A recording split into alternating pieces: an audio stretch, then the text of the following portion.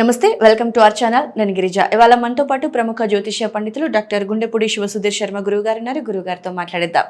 గురుగారు నమస్కారం. జయ శ్రీరామ్. శ్రీమాత్రే నమః. శ్రీ గురుభ్యో నమః. గురుగారు, ఒకప్పుడు కాశీకి వెళ్ళాలి అని అంటే గనక ఇంకా జీవితంలో అన్ని కష్ట సుఖాలు చూసేసి ఇక జీవితం ఎండింగ్కి వచ్చేసింది అనుకున్నప్పుడు మాత్రమే వెళ్ళేవాళ్ళు అని ఏ విధంగా చెప్పుకుంటారో, చార్ధామ్ యాత్ర మనకి ఆల్రెడీ సీజన్ స్టార్ట్ అయింది. చాలామంది భక్తులు వెళ్తూ వస్తూ ఉన్నారు. అయితే దీని గురించి వచ్చినటువంటి సందేహం ఏంటి అంటే, మేము రీసెంట్గా కాశీ వెళ్ళేసి వచ్చాము. సో ఇంట్లో ఉన్నప్పుడు మా చెల్లి అనిందనమాట, మనం అనవసరంగా కాశీ వెళ్ళాము, అసలు కాశీకి యంగ్ పిల్లలు వెళ్ళకూడదు, పెళ్ళి కాని వాళ్ళు అని అంటే, అలా ఏం ఉండదు అని చెప్తే, ఆహా లేదు లేదు వెళ్ళకూడదు, ఓకే ఫైన్. చార్ధామ్ యాత్ర కూడా సేమ్ అలాంటిదే. సో వెళ్ళకూడదు, జీవితం ఎండి అనుకున్నప్పుడు మాత్రమే వెళ్ళాలి. సో యంగర్స్, పెళ్ళి కాని వాళ్ళు, చిన్నపిల్లలు ఎవరు వెళ్ళకూడదు అనేటువంటి సందేహం స్టార్ట్ అయిందనమాట. నైట్ వచ్చిన క్వశ్చన్ ఇది. సో నిజంగా చార్ధామ్ యాత్రకి పెళ్ళి కాని యువతి యువకులు లేదా చిన్నపిల్లలు వెళ్ళకూడదు అంటారా, వెళ్ళొచ్చు అంటారా? నిజంగా చెప్పాలంటే పూర్వకాలంలో ఒక మాట ఉండేది నాన్న, కాశీకి వెళ్ళినా కాటికి వెళ్ళినా ఒకటే అనేవాళ్ళు. ఎస్, దీంట్లో చాలా అర్థాలు ఉన్నాయి నాన్న. ఇక్కడ మనకి ముఖ్యంగా ఏంటంటే, పూర్వకాలంలో యాత్రలు చేయడానికి ఇన్ని సౌకర్యాలు లేవు. మనకి 2 వీలర్స్ లేవు, 4 వీలర్స్ లేవు, విమానాలు లేవు, అవునా? ఇప్పుడు ఏంటి, పొద్దున పోతే సాయంత్రం దర్శనం చేసుకొని వచ్చేయచ్చు, అవకాశాలు ఉన్నాయి. ఎందుకనేవాళ్ళు ఈ మాట అంటే, వీళ్ళు బాధ్యతలు మొత్తం పూర్తి చేసుకున్న తర్వాత కాశీయాత్ర ప్రారంభమై బండి మీదనో కాలి నడక మీదనో వెళ్తే వెళ్ళి మరలా తిరిగి వచ్చేటువంటి గ్యారంటీలు లేవు అంత నడక మీద, అవునా? అందుకనే కాశీకి పోయినా కాటికి పోయినా ఒకటే అనేవాళ్ళు. అసలు కాశీకి పోయినా కాటికి పోయినా ఒకటే కాదు, కాశీకి పోవాలి అంటే కాటికి పోవాలి అనుకున్న వాళ్ళు కాశీకి పోండి అని చెప్తారు. ఇది లెక్క. ఎందుకు మనం అంతమంది చాలాసార్లు చెప్పుకున్నాం. కాశ్యాంతు మరణాన్ముక్తి అని చెప్పి ఒక శాస్త్రం చెప్తుంది. శ్రీశైల శిఖరం దృష్ట్యా కాశ్యాంతు మరణాన్ముక్తి. శ్రీశైల శిఖరం చూసినా పునర్జన్మ ఉండదుట. కాశీలో చనిపోయినటువంటి వ్యక్తికి కూడా పునర్జన్మ ఉండదు మరలా. ఎందుకు అంటే, ఇక్కడ కాశీలో ఉండేటువంటి గొప్ప లక్షణం ఏంటి అంటే, శివతత్వం, మొత్తం శివుడి తత్వమే నిండి ఉంటుంది. దీంట్లో 2 రకాలు. యుక్త వయసులో ఉన్న వాళ్ళు కాశీకి ఎందుకు వెళ్ళకూడదు అంటే, అక్కడంతా వైరాగ్యప్రదమైనటువంటి విషయమే ఉంటుంది. శ్మశానాలు, చనిపోవటాలు.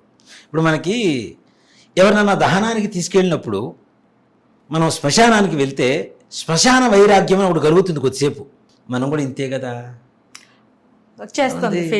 ఒక ఫీల్ వచ్చేస్తుంది, దాన్ని శ్మశాన వైరాగ్యం అంటాం. కాశీకి పోతే కలిగేది ఏంటి? వైరాగ్యమే. అంటే ముక్తి. ముక్తి ఎప్పుడు కలగాలి జనాలకి? అన్నీ అనుభవించిన తర్వాత కలగాలి అనుకుంటారు. అలా అనుకుంటే ప్రహ్లాదుడు లేడు, ధ్రువుడు లేడు, అవునా? ఇలాంటి వాళ్ళందరూ చిన్నప్పుడే ముక్తి పొందారుగా. ఇక్కడ కాశీలో అంతా శ్మశానాలే కనపడతాయి. శవాల్ని దహనం చేస్తున్నటువంటి సన్నివేశాలు కనపడుతుండే. వాటి వల్ల మనకి శ్మశాన వైరాగ్యం కలుగుతుంది అనేటువంటిది ఒక ఆలోచన. అలాంటి శ్మశాన వైరాగ్యం అందరికీ కలిగితే సంతాన ఉత్పత్తి ఎక్కడ ఉంటుంది? లేదు. కాబట్టి యుక్త వయసులో తొందరగా వెళ్ళొద్దు అని చెప్తుంటారు. అసలు కాశీలో చనిపోతే కారణం ఏంటి? ఎందుకు ముక్తి కలుగుతుంది అంటే, ఇక్కడ చాలామంది వాళ్ళ రోజున శివుడికి విష్ణుమూర్తికి భేదం పెడుతున్నారు. శివుడు వేరు, విష్ణుమూర్తి వేరు, శివుడు వేరు, విష్ణుమూర్తి వేరు అని. అసలు మా గురువుగారు చెప్పేవారు, శివాలయానికి వెళ్తే విష్ణుమూర్తి నమస్కరించు, విష్ణుమూర్తి ఆలయానికి వెళ్తే శివుడికి నమస్కరించు. ఎందుకంటే శివాయ విష్ణురూపాయ శివరూపాయ విష్ణవే శివస్య హృదయం విష్ణు విష్ణుశ్చ హృదయం శివ. శివుడు హృదయంలో విష్ణుమూర్తి, విష్ణుమూర్తి హృదయంలో శివుడు ఉంటారు. వాళ్ళ హృదయంలో ఉండేటువంటి వాళ్ళని ప్రార్థిస్తే నీకు తొందరగా అనుగ్రహిస్తారని చెప్పేవాడు మా గురువుగారు. ఇక్కడ కూడా మనకి చూడండి, శ్రీరామ అనేటువంటి శబ్దం వస్తుంది, అవునా? మన హిందువులందరూ కూడా జై శ్రీరామ్ జై శ్రీరామ్ జై శ్రీరామ్ అని ఎందుకు నినాదం చేస్తారు అంటే, దాంట్లో విష్ణుమూర్తి శివుడు ఇద్దరు కలిసి ఉన్నారు నాన్న. వాళ్ళిద్దరి అక్షరాలు కలపబట్టే రామ అనే శబ్దం వచ్చింది, లేకపోతే లేదు. మొన్న ఈ మధ్య ఒక ఆయన అడిగాడు, ఒక పెద్ద రాజకీయ నాయకుడు నా దగ్గరికి వచ్చారు ఒక జ్యోతిష్యం కోసం. పేరు దేని కానీ ఒక చాలా senior leader, YS Rajasekhara Reddy గారితో పాటు సమకాలీకులు కాంగ్రెస్ పార్టీలో. ఆయన వచ్చారు. నాకు ఒక డౌట్ ఉంది, నేను మొన్న మధ్య అయోధ్య కూడా వెళ్ళాను, చాలామంది పండితులను అడిగాను, జై శ్రీరామ్ అంటారు అందరూ, సీతారాం అని ఎందుకు అనరు అని అన్నాడు. నాకు చాలా మందిని అడిగారండి, నాకు ఈ డౌట్కి ఎవరు చెప్పడం లేదు అని అన్నాడు. సింపుల్ ఒక మాట చెప్పా, శ్రీ అంటే లక్ష్మి, లక్ష్మి అంటే సీత, సీతారాములు అయిపోయింది కదండి అని అన్నా. ఇంత సింపుల్ ఆన్సర్గా నాకు ఎవరు చెప్పలేకపోయారండి అని చెప్పాడు ఆయన. శ్రీరామ అని పలుకుతుంటాం. రామ రామ రామ శబ్దం. రామ అనే శబ్దం ఎక్కడి నుంచి వచ్చింది? ఓం నమో నారాయణాయ. దాంట్లో రా తీసేసి పలకండి, మీరు పలకలే.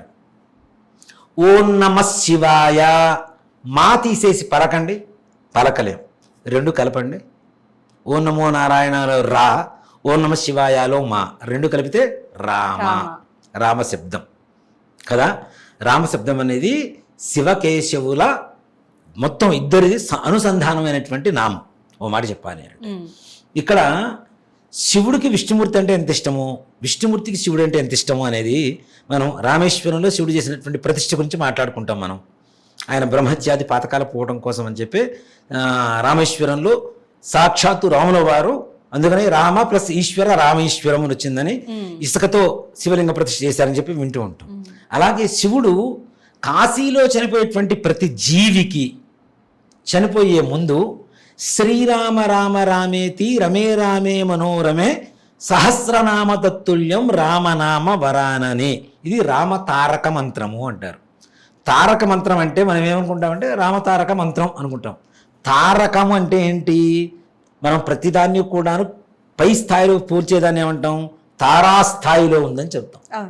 మంత్రాలలో తారాస్థాయిలో ఉండేటువంటి ఏకైక మంత్రం రామతారక మంత్రం మాత్రమే. ఓకే. ఆ గొప్ప మంత్రాన్ని సాక్షాత్తు పరమేశ్వరుడు చనిపోయే ప్రతి జీవి చెవిలో చెబుతారుట చనిపోయే ముందు. అందుకనే కుడి చెవి ఇట్లా పక్కకి రిక్కించుకొని ఉంటుంది.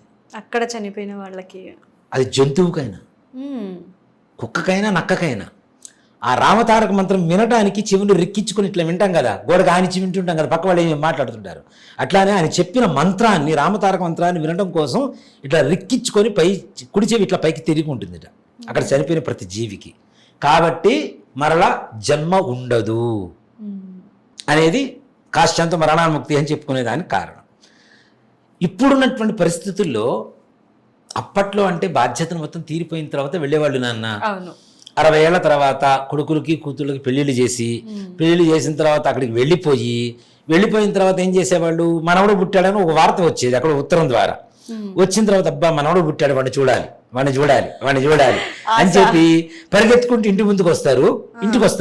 ఇంటి గడప తట్టుకొని పడి చచ్చిపోతారు. అంటే చూడకుండానే. అంటే వాడికి ఏంటి, అక్కడ కాశీలో చనిపోయే అదృష్టం లేదు వాడికి అక్కడ ముక్తి కలిగే అదృష్టం లేదు, పరమేశ్వరుడు సంకల్పం లేదు అక్కడ వాడికి. అంటే అక్కడ చావు రావాలంటే కూడా పరమేశ్వరుడు, దానికి ఓ సామెత వచ్చింది, ఇంత బతికి ఇంటి వెనక చచ్చాడు రా, దీనికి వచ్చిన సామెత. అవునా? అవును, వింటాం జనరల్ గా. దీనికి వచ్చిన సామెత అనమాట. అన్ని రోజు అక్కడ ఉండి వండుకొని తిని భార్యాభర్తలు మనమని చూద్దాం, ఇంటికి వచ్చేసరికి గడవ తట్టుకొని కింద పడిపోయి చచ్చిపోతాడు.